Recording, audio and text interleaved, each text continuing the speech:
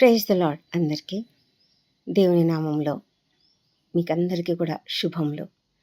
ఈ దినము ఒక ప్రాముఖ్యమైన సందేశాన్ని వినిపిస్తున్నాను. ఈ మరి మీరు థంబ్‌నెయిల్‌లో చూసి ఉంటారు కదా, పరీక్షల కొరకు సిద్ధపడుతున్న విద్యార్థులకు ఒక చక్కటి సందేశం ఇవ్వాలని సిద్ధపడ్డారు.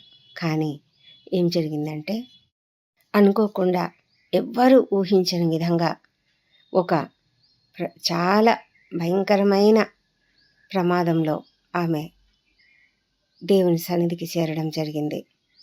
నిజంగా ఈ విషయం తలుచుకుంటేనే చాలా బాధేస్తుంది. ఎంతో డైనమిక్ లేడీ, చాలా multi talented women Mrs Nancy Augustine. ఆమె తనకొక చక్కటి కుటుంబము, తన యొక్క తల్లిదండ్రులు, మంచి దైవభక్తి కలిగినటువంటి పేరెంట్స్. మరి వాళ్లకు రెండవ సంతానంగా శ్రీమతి నాన్సీ గారు పుట్టారు. శ్రీమతి మేరీ నాన్సీ బ్యూలా ఆమె యొక్క పూర్తి పేరు. ఉన్నత విద్యాభ్యాసం అభ్యసించారు. ఆమె యొక్క టాలెంట్స్ ఎంత అంటే ఏమని చెప్పగలను, చాలా చాలా టాలెంటెడ్. ఆమె స్కూల్ అసిస్టెంట్గా పనిచేస్తున్నారు. ఆమెకున్నటువంటి తలాంతులు ఆమె చాలా చక్కగా వినియోగించుకుంటున్నారు. తను సంఘంలో ఒక మంచి టీచర్, అంటే సండే స్కూల్ టీచర్గా ఉన్నారు. అదేవిధంగా ఇంట్లో ఒక మంచి తల్లిగా ఉన్నారు. మంచి ఫ్యామిలీ జీవితం ఆమెకున్నది.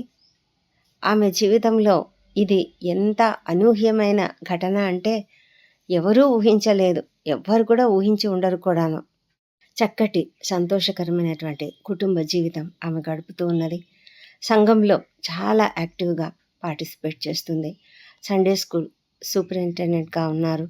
అంతేకాకుండా ఆమెకున్నటువంటి తలాంతులు ఏమంటే, ఆమె ప్రత్యేకంగా చక్కగా పాటలు పాడగలరు, రాయగలరు, చక్కగా డ్రాయింగ్ వేయగలరు, పెయింటింగ్ చేయగలరు.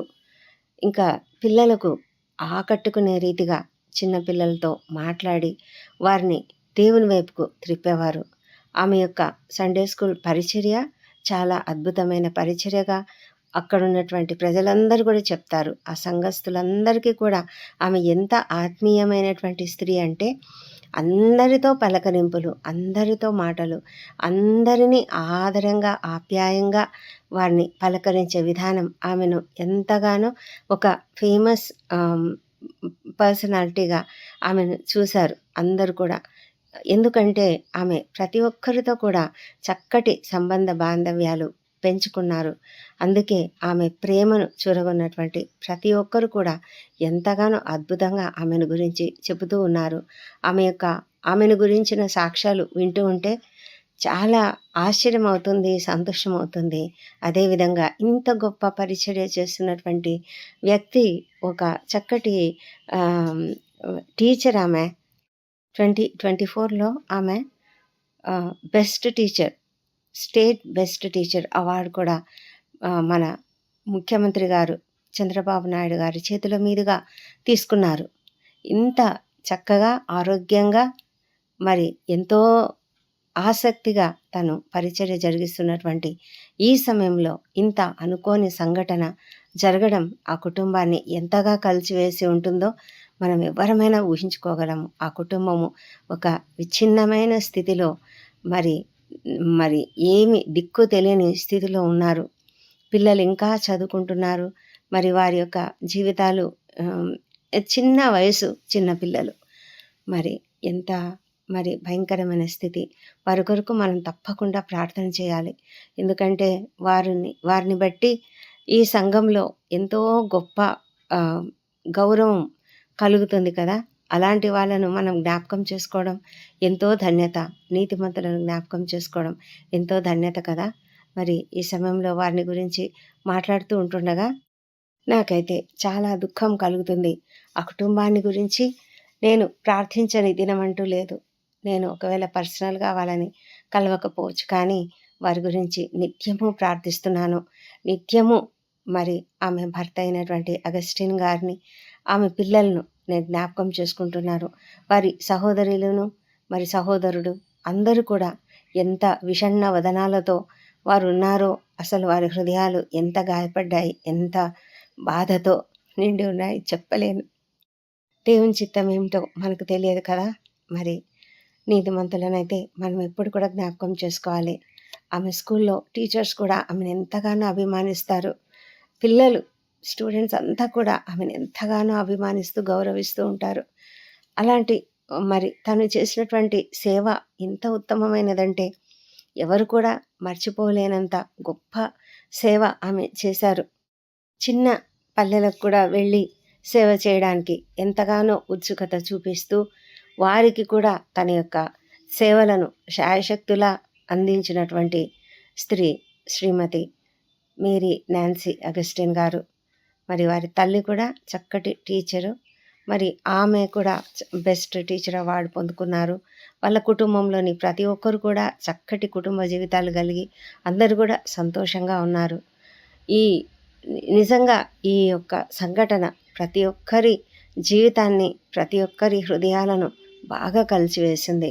మా మా కుటుంబాలలో ఇలాంటి సంఘటన జరగడం మేము ఎంతగానో బాధపడుతూ, ఆమెను గురించి ఆలోచించుకుంటూ ఉండగా నేను ఆమె సహోదరి అయినటువంటి సలోమిని ఆమెతో చాట్ చేస్తూ మాట్లాడుతూ ఉన్నాను.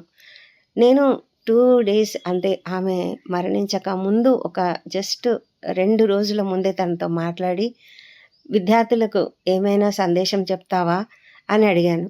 అంటే సరే అత్త చెప్తాను, నంద్యాలలో మా చర్చ్ డెడికేషన్ ఉంది కదా, అది అవ్వగానే నేను పంపిస్తాను అని చెప్పింది. నాకు ఆమె కోడలవుతుంది. అంటే ఆమె తల్లి మా మేనమామ కూతురు అనమాట. సరే అమ్మా అని చెప్పాను.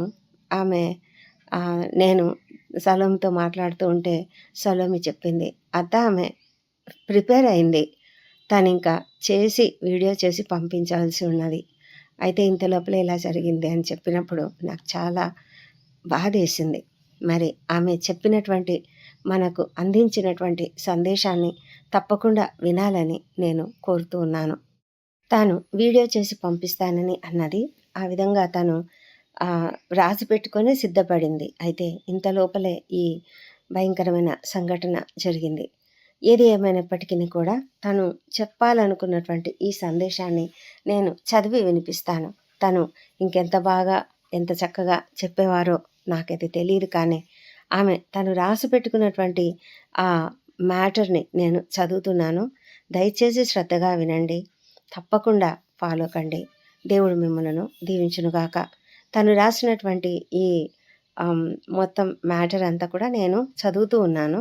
ఎలా రాశారో అలాగే చదువుతున్నాను, తప్పక వినండి.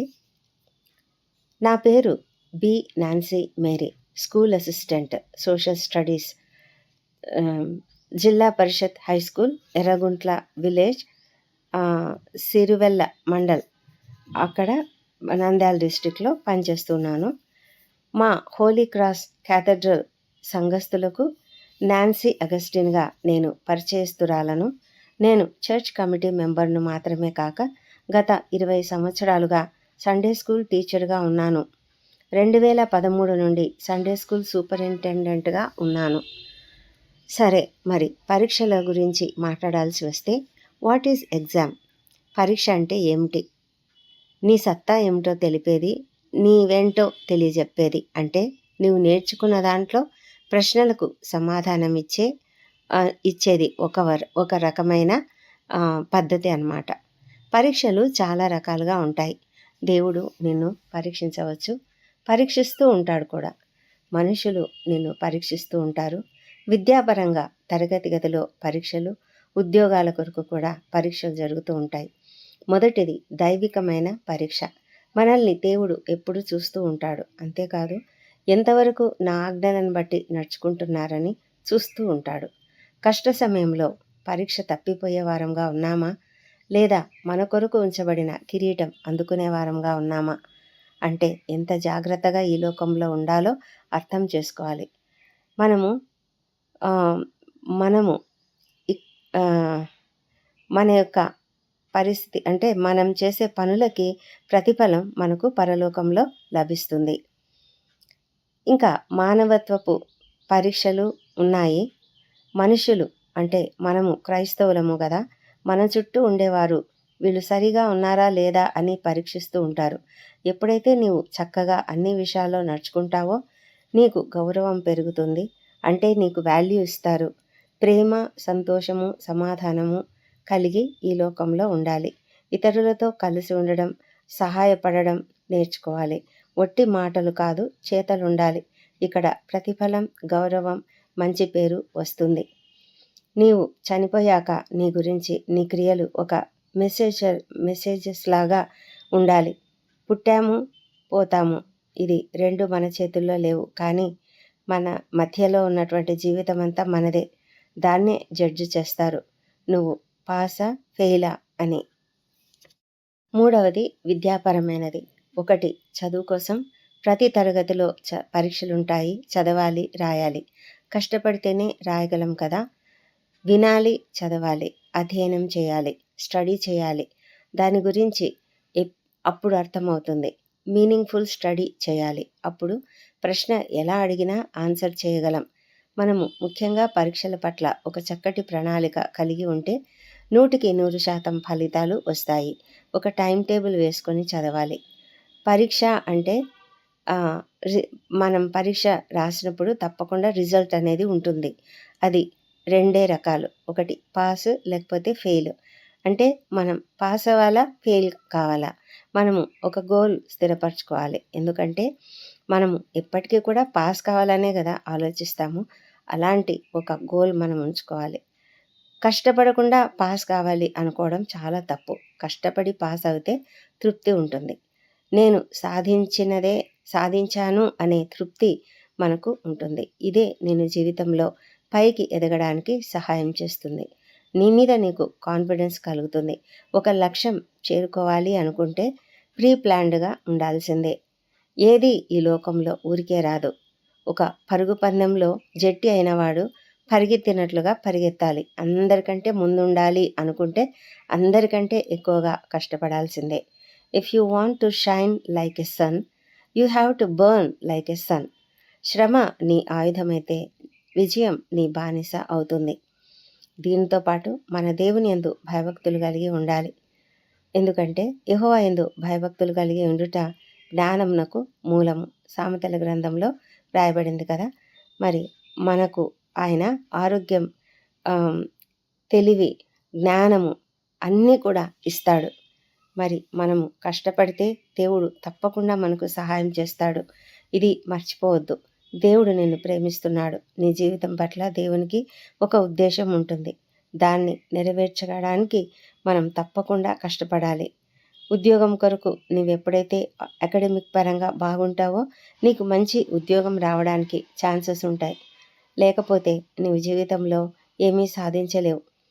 మరి మంచి లైఫ్, మంచి జీవితం జీవించాలంటే అది నీ యొక్క స్టడీస్ మీదనే ఆధారపడి ఉంది.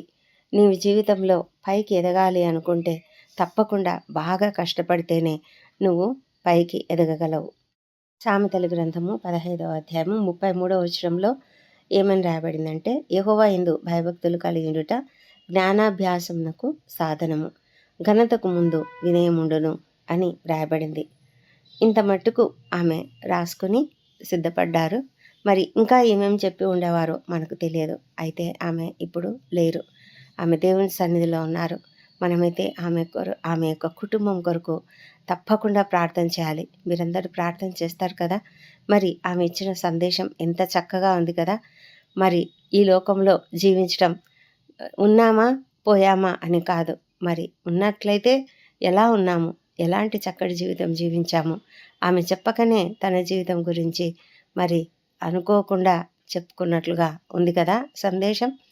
మరైతే ఆ సందేశంలో ఆమె గొప్ప విలువైన సలహాలు ఇచ్చారు. కష్టపడాలి, తప్పకుండా కష్టపడాలి. కష్టపడితేనే ఫలితం మనం సాధించగలం. ప్లాన్డ్గా ఉండాలి. చక్కగా ప్లాన్ వేసుకొని చదువుకోవాలి. అంతేకాదు దేవుని యందు భయభక్తులు కలిగి ఉండాలి. ఎప్పుడైతే మనం దేవుని యందు భయభక్తులు కలిగి ఉంటామో అదే మనకు జ్ఞానమునకు మూలము. దేవుడు మనకు తప్పకుండా సమస్తం ఇస్తాడు. నీవు కష్టపడితే నీకు తప్పకుండా ప్రతిఫలం దొరుకుతుంది. మన పరీక్షల్లో మనం నెగ్గాలంటే తప్పకుండా ఒక గోల్ని మనం ఉంచుకొని, మన ఎదుట ఉంచుకొని ఆ గురి ఎద్దుకు పరిగెత్తడానికి జట్టి అయిన వాడు ఎలా సిద్ధపడతాడో అలాగా మనం కూడా సిద్ధపడాలని శ్రీమతి నాన్సీ మేరీ గారు మనకు సందేశం ఇస్తున్నారు. ఈ సందేశం మరి పిల్లలు మీరంతా కూడా విన్నారు కదా. తప్పకుండా చక్కగా చదువుకోండి. బాగా పరీక్షలు రాస్తున్నారు. కొంతమంది పరీక్షలు రాస్తున్నారు ఆల్రెడీ, కొంతమంది సిద్ధపడుతూ ఉన్నారు.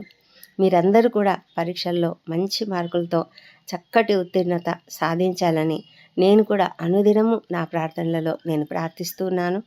మరి ఆ ప్రార్థనలు మీకు అందరికీ ఒకవేళ తెలియకపోవచ్చు, కానీ నేనైతే చేస్తూనే ఉన్నాను. నేను ఎప్పుడూ మరవడం లేదు. ప్రతి విద్యార్థి కొరకు కూడా నేను ప్రార్థన చేస్తున్నాను. అందరము ప్రార్థన చేస్తున్నాము. ప్రార్థనలో ఏకీభవిస్తున్నటువంటి అనేకులు మీ కొరకు ప్రార్థన చేస్తున్నారు. కాబట్టి మీరు చక్కగా మీ యొక్క మనసుని కేవలం ఈ చదువు పైన మాత్రమే దృష్టి ఉంచుకొని చదువు పైన మాత్రమే మీ యొక్క కాన్సన్ట్రేషన్ ఉంచుకొని కేంద్రీకరించుకొని మీరు తప్పకుండా బాగా చదివి మంచి మార్కులతో ఉత్తీర్ణత కావాలని, మరి ఫ్యూచర్లో మీరు ఏమి సాధించాలనుకుంటున్నారో దాని కొరకు చక్కగా సిద్ధపడాలని దేవుని నామంలో కోరుకుంటూ ఉన్నాను. మీకందరికీ కూడా శుభాభినందనలు తెలియజేస్తున్నాను. ఆల్ ద బెస్ట్ అండ్ దేవుడు మీకు మంచి ఉత్తీర్ణత అనుగ్రహించునుగాక. మరి నాన్సీ మేరీ గారి సందేశం మీకందరికీ చేరినందుకు, మరి ఆ విధంగా అలా అందివ్వడానికి నాకు కృప దేవుడు అనుగ్రహించాడు. సహాయం చేసినటువంటి సలోమికి కూడా కృతజ్ఞతలు తెలియజేస్తున్నాను. ఈ యొక్క సందేశము తప్పకుండా ప్రతి ఒక్కరికి చాలా ఉపయోగపడేదిగా ఉంటుందని అనుకుంటున్నాను. మరి దేవుడు ఈ వార్తను దీవించునుగాక. ఆమెన్.